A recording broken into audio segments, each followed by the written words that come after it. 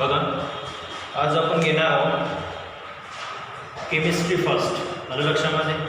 मग केमिस्ट्रीमध्ये दोन पार्ट आहे. केमिस्ट्री 1 म्हणजेच ऑर्गॅनिक इनऑर्गॅनिक आणि नंतर 2 मध्ये आहे ऑर्गॅनिक केमिस्ट्री. तर इनऑर्गॅनिक केमिस्ट्रीचा मी पहिला चॅप्टर स्टार्ट करतो. हा पहिला चॅप्टर आहे बघा, कोणता? Solid state. कोणता चॅप्टर आहे? Solid state. इम्पॉर्टंट आहे. याच्यावर जर कधी तुम्ही एंट्रन्स एक्झाममध्ये क्वेश्चन बघितले, नीट, JEE, IITला वगैरे खूप सिम्पल क्वेश्चन असतात, जास्त हार्ड क्वेश्चन असतात. फक्त ह्या चॅप्टरमध्ये तुम्हाला एक गोष्ट करायची आहे. ज्यावेळेस तुम्ही लेक्चर बघणार आहात, लेक्चर बघत असताना फक्त तुमची इमॅजिनेशन पॉवर पाहिजे. तुम्ही किती इमॅजिन करताय, कसं इमॅजिन करताय, याच्यावर तुमचा स्टेट ऑफ माइंड खूप आणि खूप फॅक्ट करणार आहे. याला लक्षामध्ये तुम्ही किती पण इमॅजिन करताय, कसं इमॅजिन करताय, त्या पद्धतीने सगळं इमॅजिनेशनच्या चॅप्टर. त्यामुळे जास्त लोड घ्यायचा नाही आहे, काहीच हार्ड नाही आहे. आलं लक्षामध्ये?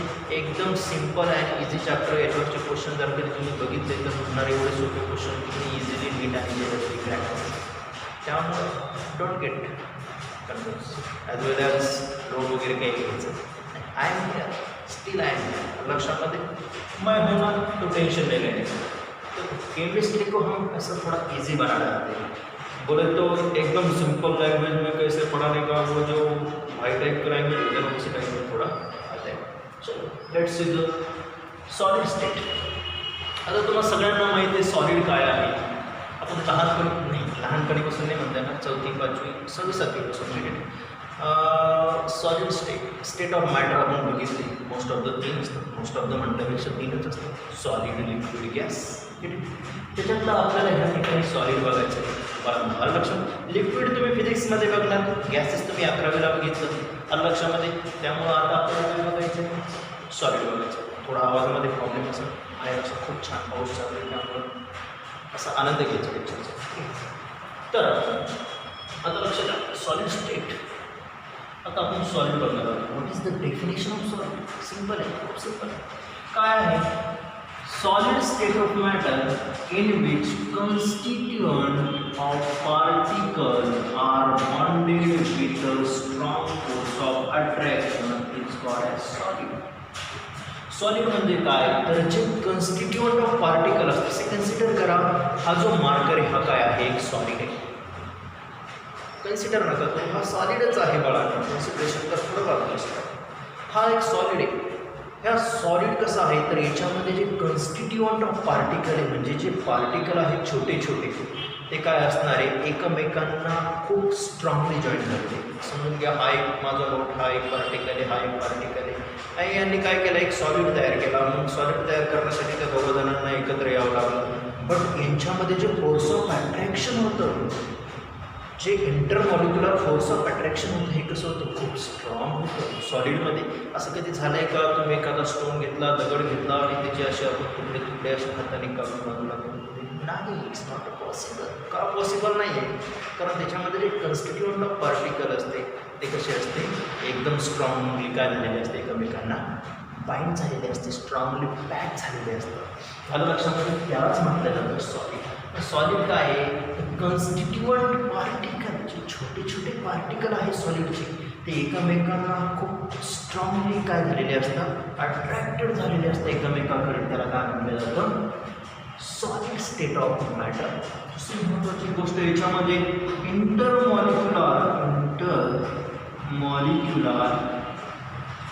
फोर्स ऑफ अट्रॅक्शन कसं असतं? तर खूप स्ट्रॉंग असतं.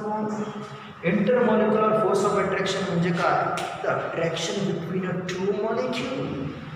हा एक मॉलिक्यूल आहे आणि हा दुसरा मॉलिक्यूल आहे, यांच्यामध्ये इंटरमॉलिक्युलर फोर्स ऑफ अट्रॅक्शन खूप स्ट्रॉंग आहे. म्हणजे इंटरमॉलिक्युलर फोर्स म्हणजे दोघंजणं 2 मॉलिक्यूल एकमेकांना खूप स्ट्रॉंगली बाइंड झालेले. जर त्या मॉलिक्यूलला आपण सेपरेट करायचा प्रयत्न केला तर ते इझिली सेपरेट होत नाही. म्हणजेच त्यांना काय म्हणतात? सॉलिड असं म्हटल्या जातं. आलं लक्षामध्ये? गडबड नाही आहे बाळांना याच्यामध्ये. बोले तो बहुत ही सिंपल आहे. वो जो मॉलिक्यूल होते ना, वो मॉलिक्यूल आपस में इतने स्ट्रॉंगली बाउंडेड झाले असते. तर तुम्हाला माहिती आहे कोणी फ्रेंड असेल तर इथे मी विचार करायचा नाही जास्त ना.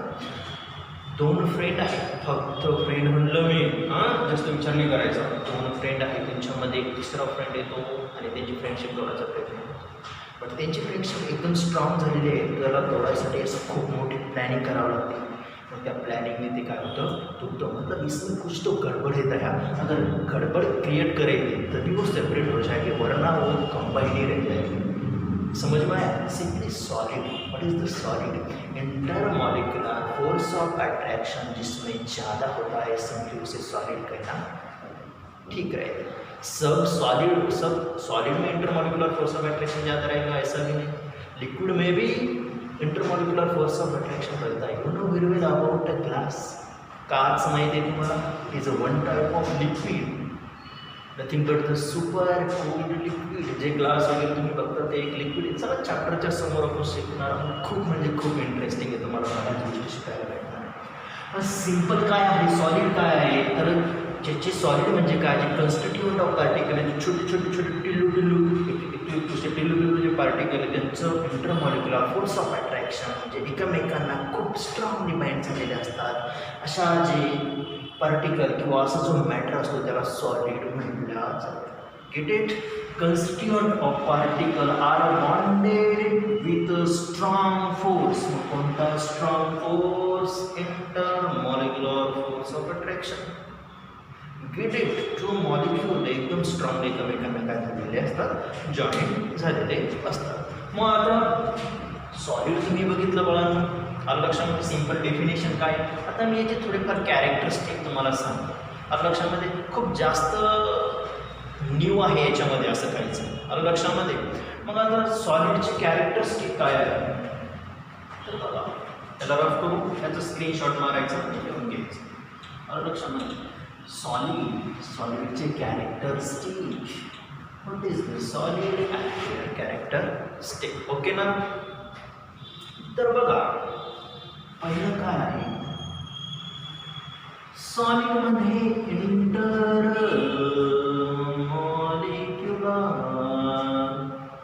फोर्स ऑफ अट्रॅक्शन कसं असतं तर ते स्ट्रॉंग असतं. Intermolecular force of attraction strong असतं, हे आत्ता दिसतंच. दुसरी जर कधी आपण त्याची एखादी प्रॉपर्टी बघितली तर काय असणार आहे बाळांनो? दे हॅविंग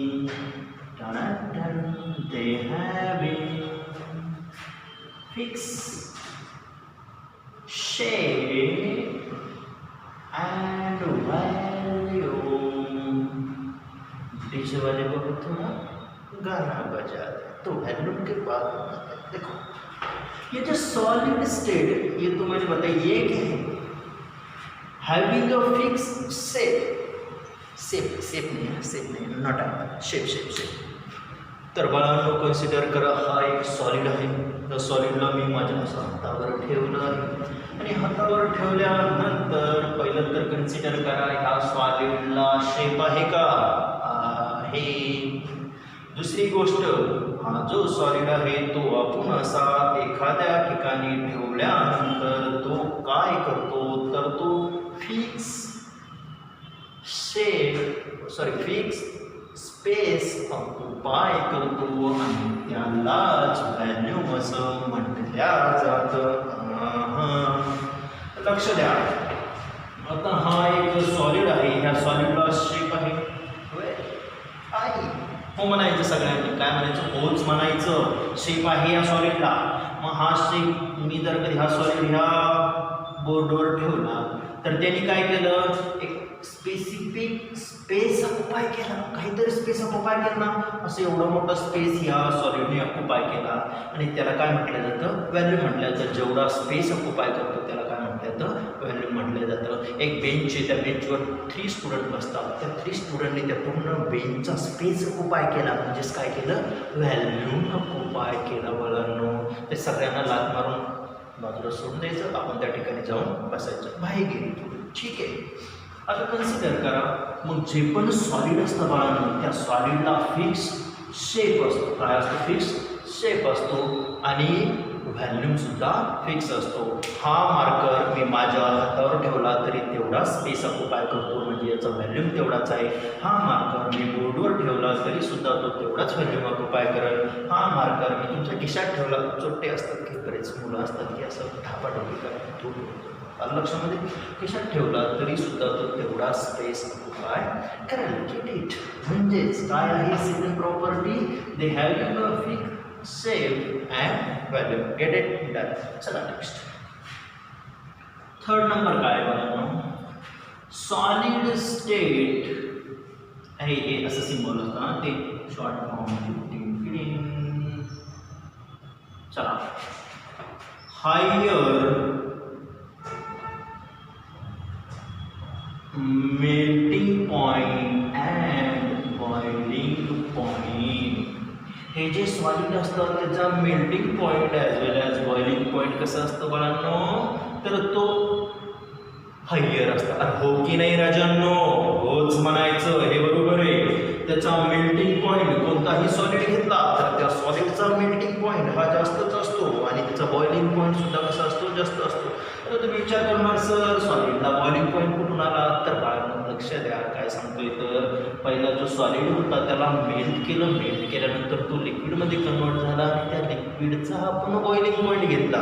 अरे बरोबर आहे की नाही? मेल्टिंग पॉईंट हा सॉलिडचा घेतला जातो आणि बॉइलिंग पॉईंट हा लिक्विडचा घेतला जातो. The temperature at which solid is converted into liquid is the melting point. आणि अशा टेम्परेचरला, म्हणजे कोणत्या टेम्परेचरला? ज्या टेम्परेचरला लिक्विड हे कशामध्ये कन्वर्ट होतं? गॅसेसमध्ये म्हणजे पेपरमध्ये कन्वर्ट होतं, त्याला म्हटलं जातं बॉइलिंग पॉईंट. तुम्ही केमिस्ट्रीचे प्रॅक्टिकल केले असेल तर व्हेरी गुड, नसेल केले तर तुम्हाला डिग्रीला आहे, त्यामुळे डोंट टेक टेन्शन. घ्यायचं बट कशाचं? एंट्रन्स एक्झामचं. आपल्याला काय करायचं? डॉक्टर व्हायचं ना, IITला जायचं ना, इंजिनियर व्हायचं. Very good. थर्ड पॉईंट लक्षात आला. फोर्थ पॉईंट बघा बाळांनो काय आहे तर दे आर. दे आर म्हणजे कोण आर? अरे solid. They are good.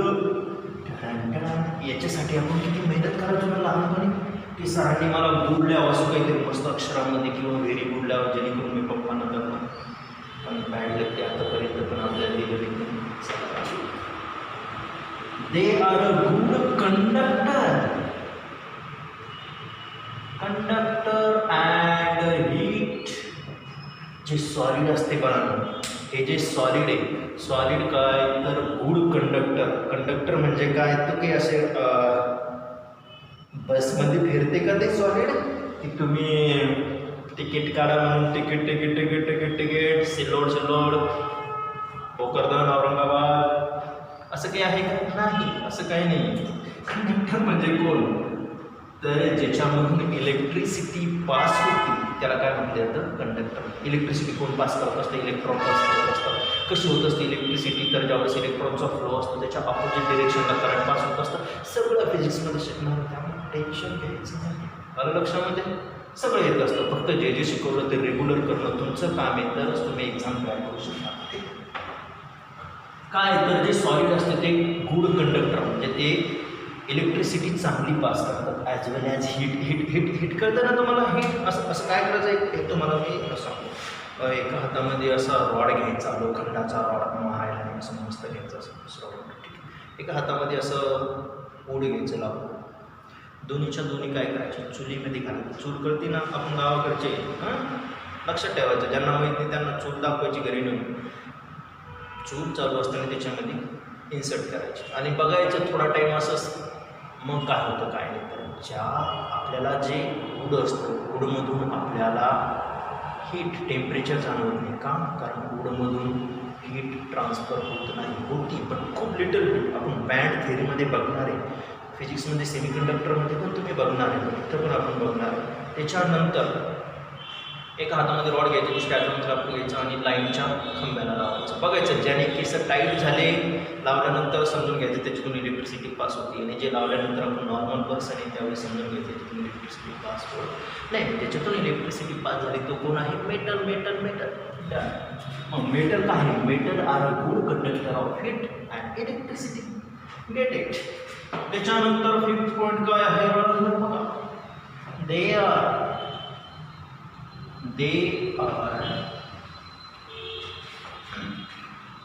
low flexibility.